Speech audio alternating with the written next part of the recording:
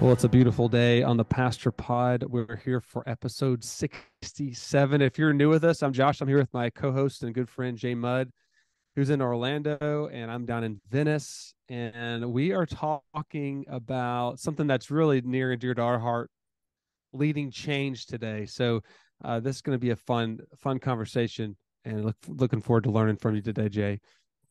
It's a beautiful day in the neighborhood is where I thought you were going to go with that. Just because I don't know, that's where my mind instantly went with Mr. Rogers and neighborhood. Josh, good to be back with you. And yes, what a fun topic, leading change. Um, and I don't, let's be honest, change is not easy, and most people don't like change. Mm-hmm. So leading change is probably one of the most difficult things I've ever had to do. As a pastor, as a leader, in any capacity, whether it be in the church, whether it be in my own personal life, whether it be leading my family to change. Change is never easy to lead. It's never easy to be a part of. Most people resist it with a stiff arm, like football stiff arm, Mm-hmm. right? Super Bowl Sunday coming Mm-hmm. up, hoping to see some Oh yeah. stiff arms, right? Mm-hmm. Hoping to see some stiff arms. Hey, before we get there, Josh, go ahead and make your take. I want to record who's winning the Super Bowl this weekend because it's going to be So documented my right here. Yeah. So this is, of course, we always come out on Fridays. So I'm going to go ahead and I'm going to share this with the church Sunday too, because not that they ever ask for my opinion on, but I always give it. So this is I'm pulling it up to make sure I get it right. I'm Wait a going to minute, be pull. saying, Oh, you wrote pulling it up my down. Okay. report. Yeah. So Eagles 28, Chiefs 31. That's my prediction. I saw somewhere online there was a meme. I think it was NFL memes. It was like somebody leaked the score to the Super Bowl. Did you see that by any chance? And it Yeah, was they've been actually, talking about how everything is yeah, programmed and they it's find actually out got. who's going to win. I think it's got the Eagles at like 34 and the Chiefs at 31. Like the Eagles win by 3. And so if that happens, hey, we've got a problem. But I don't think I have the spread like you do, but I actually think it's gonna be. I don't think it's gonna be as close. I think it's gonna be a good game, but I don't think it's gonna be a close. I actually think and believe the Chiefs will take the Eagles by a touchdown. I'm not gonna do the score. They're gonna take Okay. them by 7. They're gonna take them by a touchdown. I do have the Chiefs Okay. winning though. So anyhow, Yep. okay, now you've heard it. You've heard it from us. You heard it here. If you're Don't if make do you're not make any decisions based off of if you're our input. That's all I'll say. yeah, if you're a gambling person, don't put your money on what I'm saying. Yeah. Yeah, I would not. Uh, Yeah. okay, so Josh, back to the topic at hand. Let's get right into it. All right, change. We're going to talk about change, leading change, the difficult task it can be to lead change.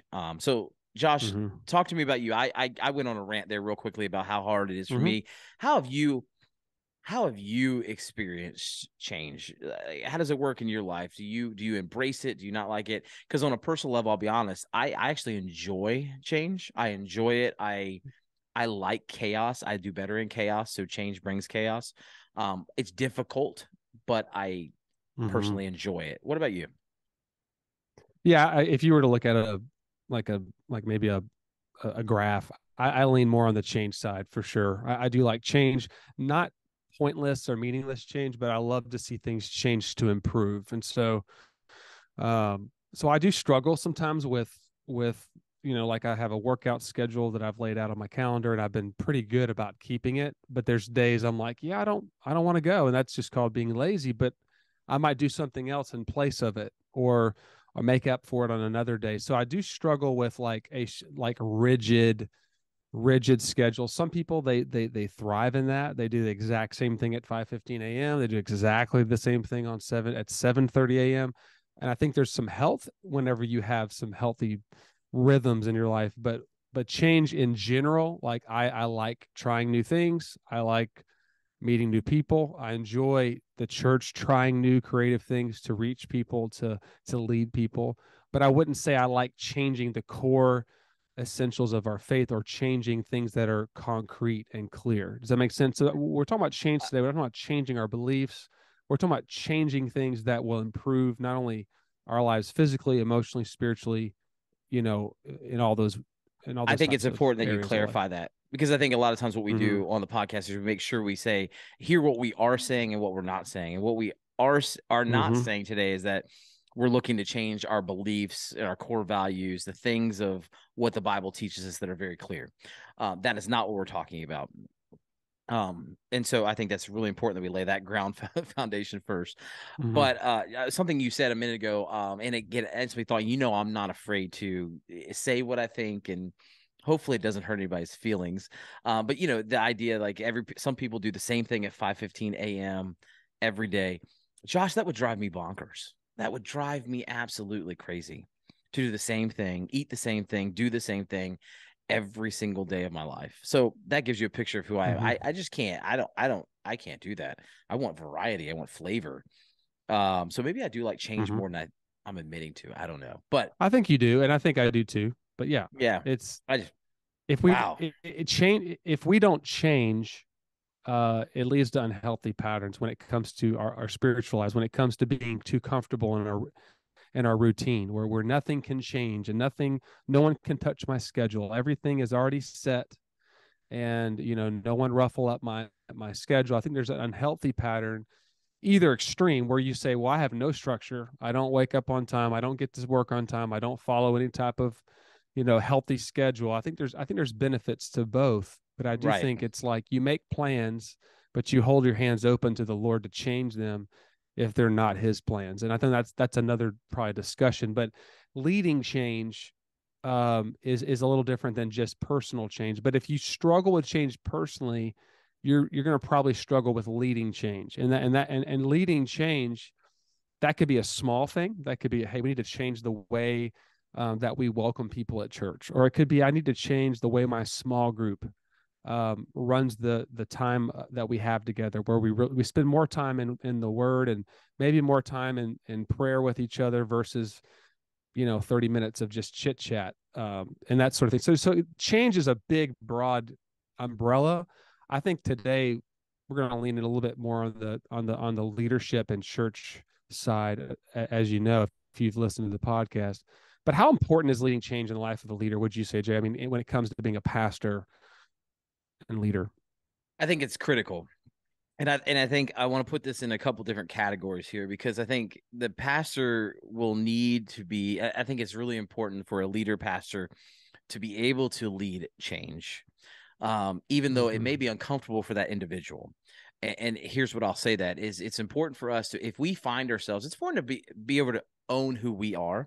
So if you're listening today and you're a pastor and you're like, I resist change, I do not like change, don't like it at all, and understanding that, owning that, and admitting that is a big deal, because what that means is you need to then surround yourself with people who are okay with embracing change and can help you lead through change. You can still lead change even if you resist change. If you're a healthy, good Mm-hmm. leader who's capable of not being insecure in your leadership enough to where you can't invite other people to help lead and establish that change. I know great leaders who do not like change, would rather everything be the same as always been, but invite people to the table and actually give them a seat, a place in the leadership role to effectively help lead that change. So I believe it's critical that a leader is able to lead change, whether they are physically leading it because they're embracing it, okay with it, or they're mobilizing and positioning others with the ability to do it alongside of them. Does that make sense? Mm-hmm. Because I Yeah, that's believe great. change is inevitable in the church. The church has to continually be willing. Again, we're not talking about beliefs, we're not talking about values, we're not talking about those types of things. But I'm talking about is when it comes to missiology. I'm in the church planning world. We talked about this last week. The idea of what it's going to take for a person to plant a new life-giving church in a new area may not look the same as it does in another church. In order for doing that, if you're going to bring other people along, there's going to be baggage with that, there's going to be things with that. They're going to bring things from church that they like and they enjoy, but they may also have to change in order to reach the people that God has put in front of them. That is what I'm talking about when it comes to change. We have to be able to lead that type of change and say, hey, we're not going to necessarily do it this way. We're going to do it this way because it's important in order to reach a people group that God has placed in our path. What about you? What do you think? How Mm-hmm. important is it? I think that's huge. I think you have to become comfortable with change, because the only thing that is consistent is change. I mean, the Ooh. only, and I've heard it said many times, the only person who likes change is the one making the change or deciding on the change. Like if you're the leader making the change, you probably had lots of time to process it. And even though it's painful, like you're saying, and some people are like conflict averse and they're going, if I do this, I'm going to upset this group or that group, and irregardless, you're going to upset people regardless whether you Right. change or you don't. Or if a church is struggling, and I've had lots of conversations over the years about like, well, when do we make this change with other pastors? Well, the church has been stuck doing things for the last 40 years this way, and they told me if I change XYZ, then they're going to be mad, and this percentage is not going to be for it. And of course, there needs to be a long, patient process when making change. I think that's one of the greatest important principles is when we make change to an existing church, it's a marathon. When you're getting ready to plant a church and you're in the planting process, it's really a sprint, and you're pivoting, you're moving pretty quickly to make adjustments, whether it's how you set up for church, whether it's how you onboard volunteers. Like, yes, there's structure, but you're not having to deal with all the sacred cows that have been developed in that church for 20, 30, 40, 50 years. And so there's a two different way to look at it. So talking to a friend the other day about, did he feel called to plant a church or did he feel called to work in an established church? And so we're kind of having this dialogue. And I just kind of said, you need to pick your hard. I don't know if we've talked about this on the podcast, but I said you're going to face challenges as a leader, as a pastor in an established church or in a church plant. Now you have to decide, are you the right fit, you're wired to do one or the other. And I'm not saying they're completely different on different sides of the field, but at the end of the day, being a pastor, being a leader means that we are to be change makers in a godly, wise way. Because if things don't change, and when I talk about change, like you said, Jay, it's not changing the message, it's not changing the word, it's not changing from our essential beliefs and who God is and clear doctrine. I'm talking about methods, right? How we accomplish the mission, the way things that we try that are creative to reach the next generation, while at the same time not watering down or changing the essential core beliefs of the gospel and on the word of God. So just make sure everybody understands that's really what we're speaking to today is how do we lead change that's healthy. Right. And so I think it's important. You're leading right into something that I think is really important because when anytime you meet change, you're going to be met with resistance, right? You're going to be met with difficult things. Um, and I think we could start with this idea of what are some of those things that you kind of mentioned them. So I think that's why it's important we do this. What are some things that are going to be difficult, that are going to meet with resistance? And I think one of the things that you said that was I just stood out to me just a minute ago was this idea that the person who's most comfortable with change is the person leading the change, because you've had time to process it, you've had time to nitpick it, you've had time to do research on it.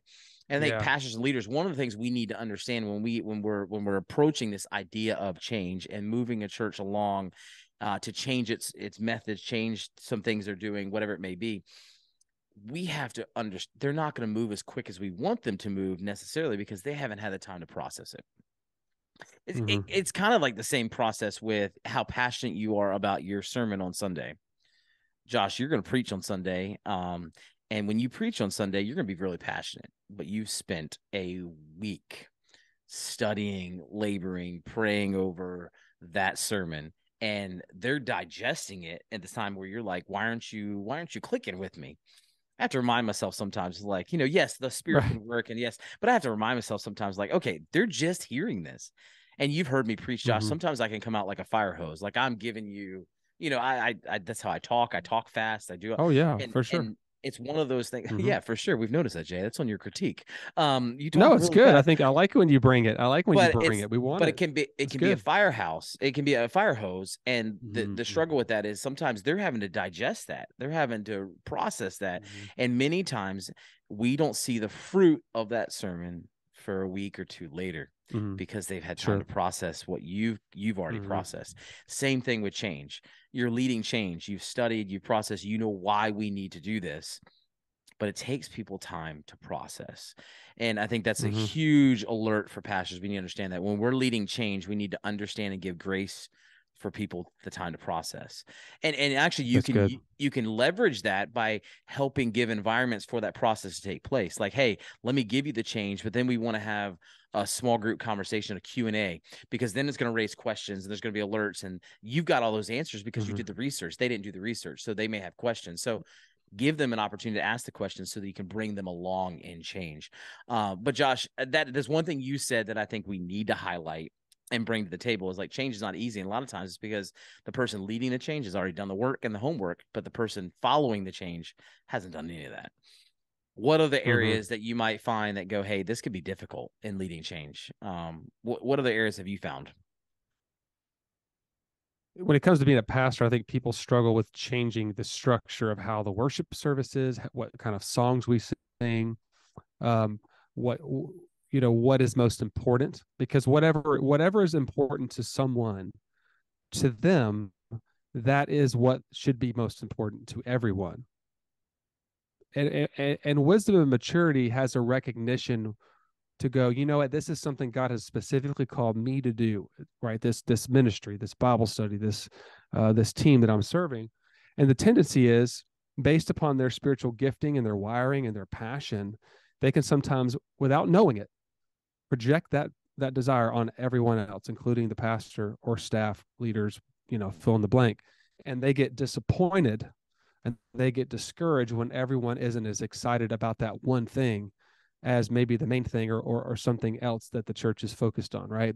So managing expectations is probably one of the biggest uh, pieces of awareness that I'm learning. I'm not there yet, but trying to set expectations with people on the front end and say, okay, now what do you expect from me? How can I support you in this? Or hey, we have this new vision to do this. Would you pray about being a part of that? And this is what I need you. This is exactly what I need you to do. Versus, hey, I need you to lead this thing, and we say things that are like really spiritual, like, and I just want you to just run with it, and then they run with it without clear expectations and clear boundaries, and then we have to reel it all back in and change everything, and then this person gets their feelings hurt because they did what they thought was right without true, like, you know equipping and empowering. And so there's a lot of that goes on, I think, just in general in our human lives. I mean, whether it's business or in our communities, but I think sometimes the church change is hard because we have already in our minds what we think the church should be doing and how it should be doing it, or based upon my past experience at a church, and we project that on everyone else without recognizing all the other ways God is using other people and their giftings, and we get upset. And so that's probably one that's a long answer, Jay, but I think that's probably managing expectations specifically of church people that come from other churches that move in, or they grew up in a different way, that they really struggle with it if it's Mm, not done the way that they prefer, and they right. get upset. Yeah. Yeah. And Managing you can explain expectations. it. You can explain it 10 ways. You can talk about culture, but at the end of the day, the hardest way to lead change with people in church is when their expectations aren't met. And usually they're not verbalized on either side of the change. Communication We then. just think everybody we just think everybody knows what we mean. Right. The pastor thinks, well, everybody knows me. We're making change. They should just trust me. I mean, why would they ever question me? People in the congregation, why didn't he understand what I meant by that? And so a lot of it is just learning to communicate in a way where you're listening, but you're also answering their objections. You're answering their questions as you vision cast and share the change, is something I learned from a couple of pastors in my past that were very good at that and really modeled that well, that as you communicate change and give them time to process, what you say should answer all of these big questions, these big pushback statements, so that whenever they're thinking it, you're answering it as you're communicating it. Now, you're not always going to know everything. But what we would sit down and do is write out all the things that people would object about. And usually it's like you said, Jay, in those small group meetings or those leadership meetings where you say, hey, what kind of pushback do you have? Yeah. That's where a lot of those answers would come from. And I think one of the things you're hitting on right here, and yet I don't know if you said it quite just yet clearly, and I'll try to say it very clearly, is I think one of the most difficult things, and one of the most difficult things when it comes to leading change, what makes it difficult is many pastors try to do it solo. They try to lead the change solo. And that to me has always been an uphill battle when you're the only one trying to do it. Mm-hmm. Pastors, we need to surround ourselves with people who we've communicated. Like, you need to have a board of people that you can bounce these things off of, ideas off of, and help them understand change. So you're not the only one communicating. You're not the only one trying to lead change. And I hear you saying, we need to be able to answer the questions that someone's going to have. And not all pastors are good at that. And we're not, pastor, we don't need to be good at everything. We're not good at everything. Let's be honest. We need people around us who are have strengths where our weaknesses are. And the more people we can get around us and helping us to lead that change will help that change to be effective, because they're going to be able to talk to people that you may not connect with. And that's just how it works. Not every pastor connects with every single person that's in the room. It's not going to happen. As much as we want it, as much as I want to stand there and I want to preach a sermon that's going to connect to every single person in that room, I know it's not going to happen. It's not. I want it to, but it's not. So that being said, Josh, I think it's really important that we understand that we shouldn't be trying to lead this alone. It's not a solo act. We can't be charging out with a water pistol. It's just not going to work. We have to surround ourselves with people who are going to help us to lead this change. And that means the change actually starts before we communicate it broadly. We communicate it in a small group of people. And you may be thinking, well, I don't have a staff. And I don't want to, I'm sorry, Josh, I didn't mean to cut you off. I may not have a staff. I cut you off. The truth of the matter is this: you may not have a staff, but do you have people in your church that you can trust and that can come alongside of you? You probably do. Do you have, men, women who can come alongside you and maybe they already lead, maybe they lead organizations, they lead companies. They know what it's like to lead change, and just help them to see how they can do that with it alongside of you within the church. And so you don't have to do it alone. You should not have to do it alone. And I think that's a very, very difficult task and something that many pastors set out to do, and then they give up because they realize how hard it is. Just my 2 cents. That's huge. I totally agree. I mean, I would develop that leadership team, the staff, whatever you have, and run through all the filters of those decisions with them. So it should never be a surprise to your leadership that they should never hear new information on Sunday morning. That's some of the biggest debacles have happened in churches across our nation, where there's just like this aha moment on Sunday, and everything they had already agreed upon changes, and it just really wreaks havoc, because then those leaders that you've built unity with, when they're asked by other people, they don't know how to answer. They don't, and so they don't know how to do it. So I think a few questions. I pulled a few questions. There's a book that I've really enjoyed, and it's a guy named Jeff Org. He is the president of Gateway Seminary out in California. He was also a pastor for many, many years before that in the Northwest, in a really, really unchurched area. And so he wrote a book called Leading Major Change in Your Ministry. It's a really helpful read if you're into leadership at any level of your life. It's really helped me. But he asked these questions whenever there's a decision, whenever there's a process of, hey, should we change something? Should we change anything? Here's a few questions. Is the change essential to the mission? Right? Does this change even lead to mission or and growth? Secondly, is there shared urgency about the change?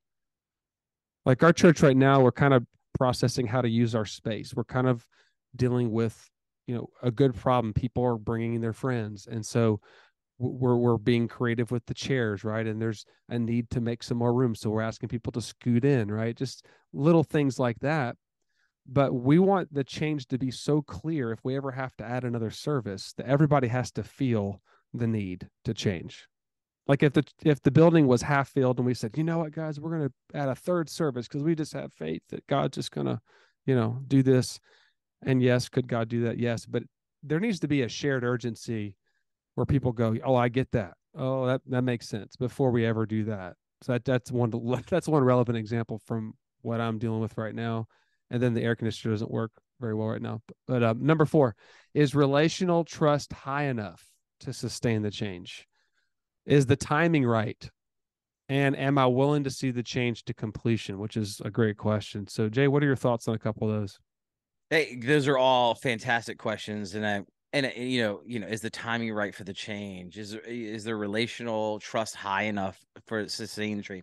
That's why that's why they, quote unquote, they, when you talk to people, they're like, the first 6 months of the church, you probably shouldn't do too much changing when you take on a new pastoral role.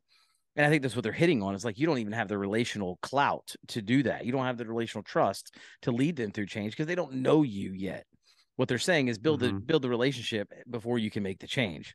I think these Mm-hmm. are key questions. And I think if you're leading change and how you're leading change, and again, I know this is kind of an understood.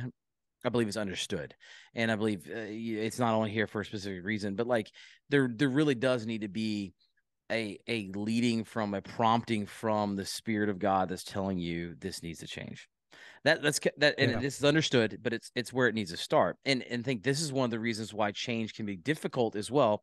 Is there's not enough sensitivity to the Spirit moving and the Spirit's change, Mm-hmm. right? People who are, they get into the regiment, like, you've heard this theory of like we need to leave room in our worship services for the Spirit to work. I was asked to preach at a church that I dearly, dearly love about a year ago. And the pastor had been in the book of Luke for 2 years. 2 years in the book of Luke. And I thought to myself, well, they said I could preach anywhere I want. I guess I probably should stay away from the book of Luke because they've been in it for 2 years. I Yeah. have to tell you, I wrestled for weeks because the passage that I believe the Spirit wanted me to preach on was in the book of Luke. And I preached it, and I Mm-hmm. told the congregation, I made a joke about it. I was like, you looked at this passage 42 weeks ago. But it's one of those ideas like you've heard this passage. Afterwards the pastor texted me and said, you preach a mean Luke.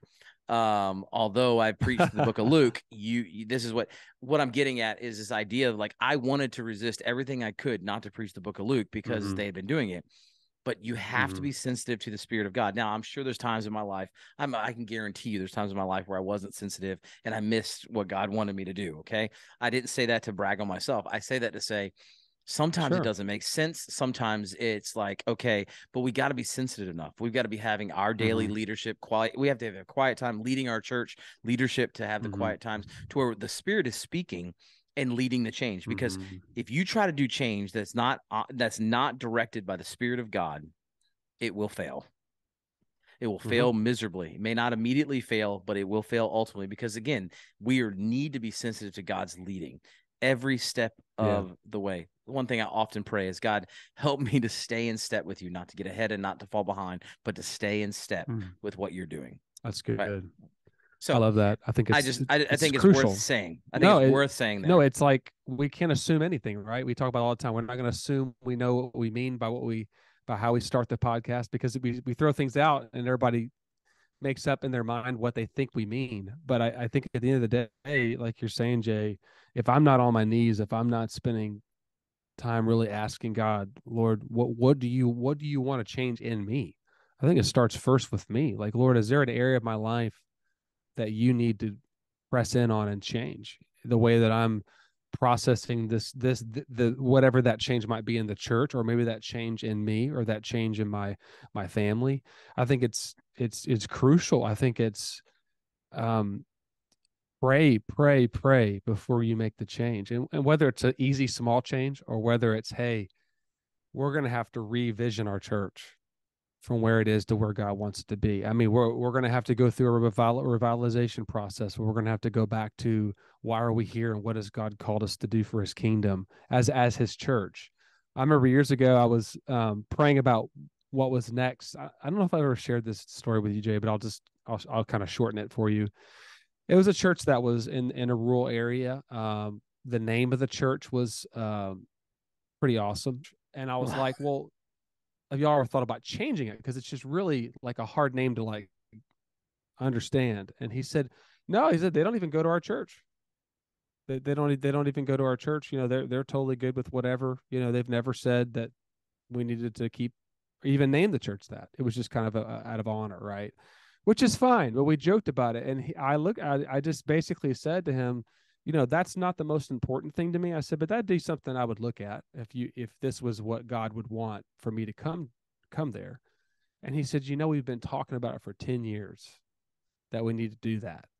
And I said, and of course God wasn't leading that process, but I told him on the phone, I said, I'm not sure I'm the right fit for you because Right. I think I would want to change too much too quickly. Yeah. And I just don't think it'd be healthy. And so part of the reason that I think this is so important is you got to know who you are as a leader.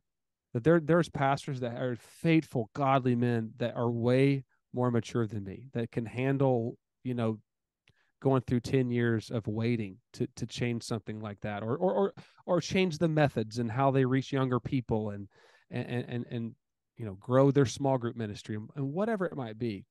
But every God has gifted each person differently for his kingdom, and there's no greater or lesser of importance role in leadership in any way. But I think for me, I knew myself, and I knew that this is the wrong fit for me and how God's wired me, but someone else is going to do a way better job than I will Right. in that area. So that was just a story I remember that was kind of funny, but kind of like, and I was probably early 30s. I was like a little probably a little bit more impulsive than I am now. I love change and I love to go fast, but I knew then, like, I'm going to drive them crazy. I'm just going to drive And them I think it's crazy because good. I'll, And I I'll think well, I didn't mean to cut you off. I want to make sure people know that, like, you're not at all bashing that church. I know you're not. That church for their No, name they or they they were some of the most genuine people, and right, and it wasn't anything against them. I just knew what they needed wasn't me, and I right, think he knew that too after talking to me right. because my heart was more in planting and starting something new. And So there's in no way there's is still my they still hold the story name. negative. They still hold the name. I googled it. They still hold the name. So, And I say that because I think it's just important to know but here's the question. The first question I pulled from the book that I shared: is the change essential to the mission? No, correct. it really isn't. Right? That was more of Josh. And Well, of course, as we talked about it, there was many people that had brought it up apparently. But for me, it was like, man, I just don't know if I could sleep at night. I'd just be frustrated. Um, Josh, but I've had that happen. that's a silly example, but that's just the way I'm wired. I've had that happen. The name of the church or whatever it may be, and it just puts a check, Mm-hmm. and you're like, hey, I don't know if I want to change this too much. I want to do, and I had the same Mm-hmm. incident. I had a church that was interested in me being their pastor, in South Florida, and I was asked, why'd you turn them down? Why'd you turn them down? They were paying good. They were doing all this. I said the reality is I don't think I was a good fit.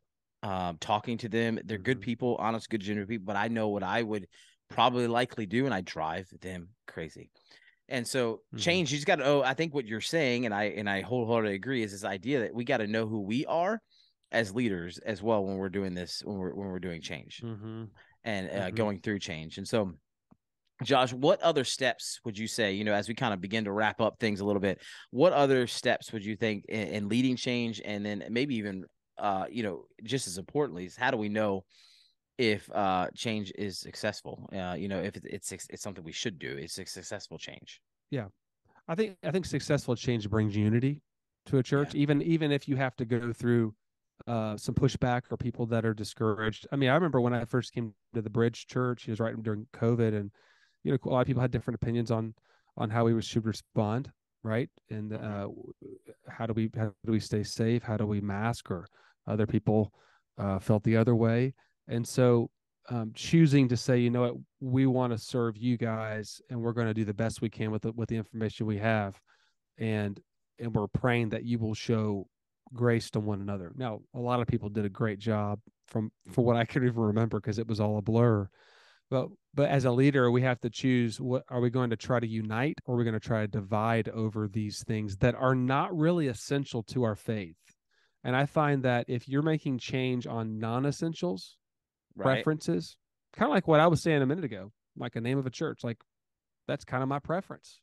It's kind of self-focused, really. If everybody's good with it, why should it not be okay with me? But when it comes to leading change, it's building unity, building, answering their questions, taking time to lead them through it, letting, especially the people that struggle processing change.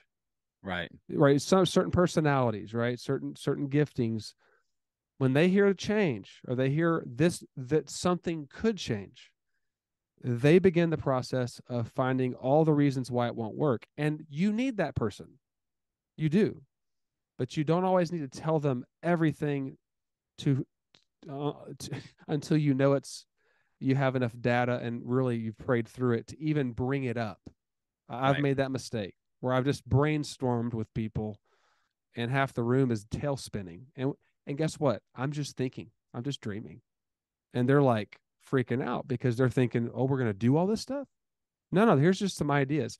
So I think reading the room, knowing your team, knowing your church, it takes time to get to know people so you know how to talk to them and give them time to process and think about it and ask questions, and it'd be okay for them to say, "Hey, I struggle with this," and not react, not get defensive, and give them time, pastor them through that so that they can get on the other side of it if it truly is a God decision.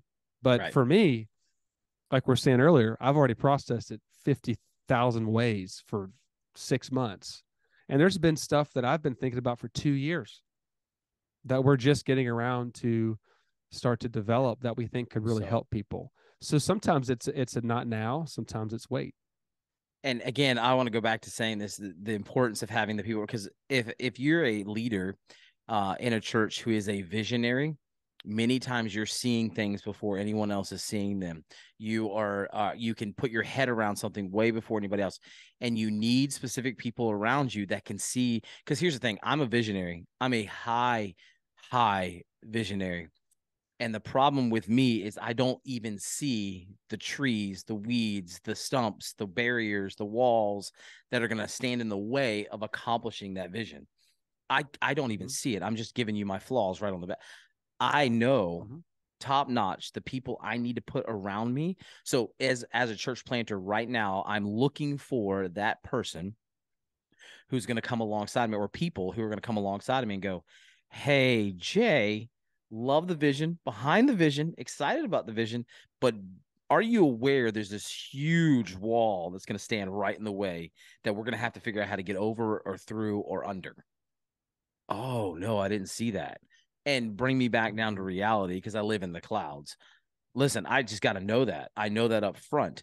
And if you are a Yeah. high capacity leader who errs towards the idea of vision, you've got to know that. You've got to be self aware that, look, you're seeing things that people are going to go, "What in the world are you talking about? There's no way in the world that's possible." But the reality is, it may very well be possible. But those are the type of people that are seeing the walls and the hurdles and the thing. You just said this a minute ago. I'm not saying anything you didn't say, Josh. You need those people Well, around you're you. saying it really well, but here's a little bit of another angle, Jay. What about the pastor that says, I got away to the woods, and or I went off and I went to the beach for 2 days and I came back, or I went to a conference and I have a new vision, and they come back and within 2 days they've changed everything that they had Yeah. been planning to change for 9 months, and then they get up and they tell the whole church that. And they say things like, "God told me, and I went to the mountaintop." And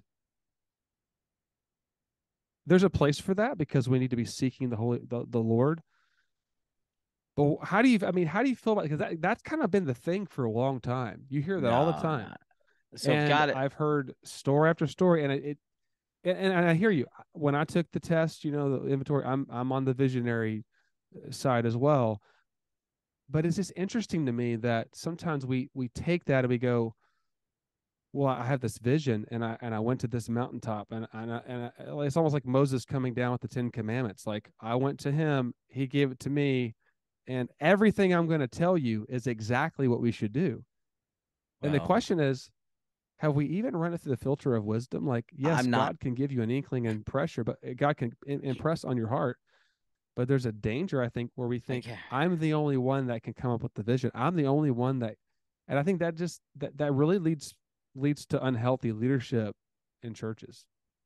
Okay. I'm not Moses. I'm throwing a grenade in the conversation. All right, Yeah, so you are. I'm What I'm I'm getting, throwing lots of tension so today. my point of what I was saying is acknowledging exactly what you're saying can be the problem. Mm-hmm. I can easily say, "Hey, I've heard from the Lord and I've seen this," because the truth of the matter is, I think I do see things that not everybody's seeing, and I see them earlier. Like I'm usually steps ahead of some people, and I don't say that in a bragging way or anything. Like I just know that about myself. But what I've been taught, what I've been coached by great men of Mm-hmm. wisdom, great people of wisdom, is caution that because with a gift comes some responsibility, and there is a Mm-hmm. responsibility that I need to make sure and ensure that it's not just because if I'm hearing it, God's also going to move in the hearts of others as well.